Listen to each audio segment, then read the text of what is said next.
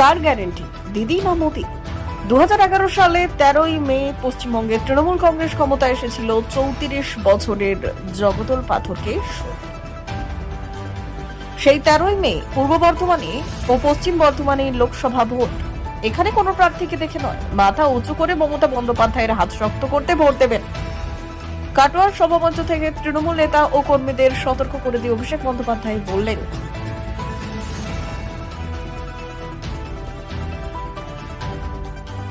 কার guarantee, দিদি না মোদি? কার guarantee, দিদি না মোদি? এদের বিসর্জন দিতে হবে। আপনাদের ভোট কবে? 13ই মে, ঐতিহাসিক 13ই মে।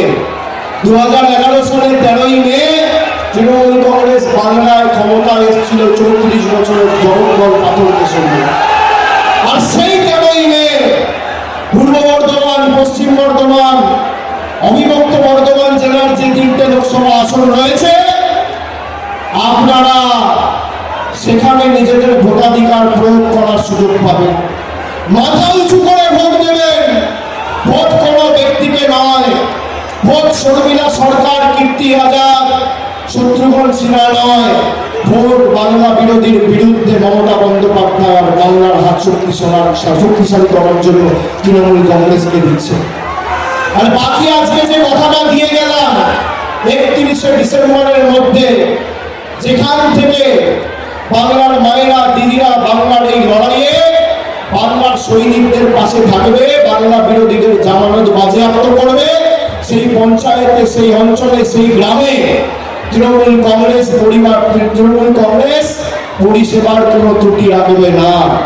এই দায়িত্ব, এই দায়, এই দায়ভার এবং আপনার বাড়ির টাকার দায়ভার আজকে আমি আমার কাঁধে তুলে নিয়ে গেলাম এই কাটোয়ার মাটি থেকে।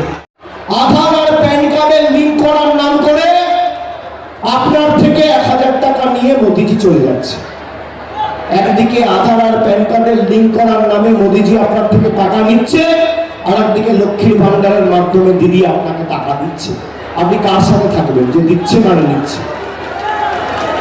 মোদির গ্যারেন্টি মানে বিনা পয়সায় ভাষণ, আর দিদির গ্যারেন্টি মানে বিনা পয়সায় রেশন।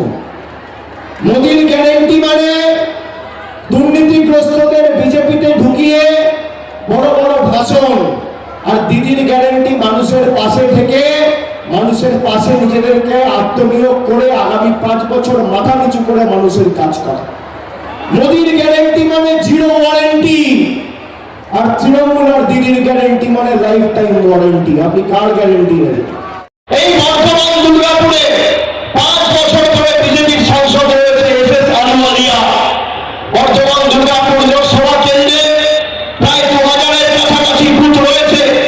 যদি আমাকে কেউ বর্তমানে একটা লোক, ভাইরা, দাদারা, বৌদিরা, সহকর্মী, সতীর্থ, বর্তমানবাসী, আমি এই মঞ্চ থেকে চ্যালেঞ্জ ছুটছি, যদি দেখাতে পারে 5 বছরে এস আলুওয়ালিয়া একটা বর্তমানবাসীর উন্নয়নের স্বার্থে একটা বৈঠক করেছে, আমি রাজনীতি থেকে অবসর নেব, এত বড় কথা বলে দিয়ে যাচ্ছি।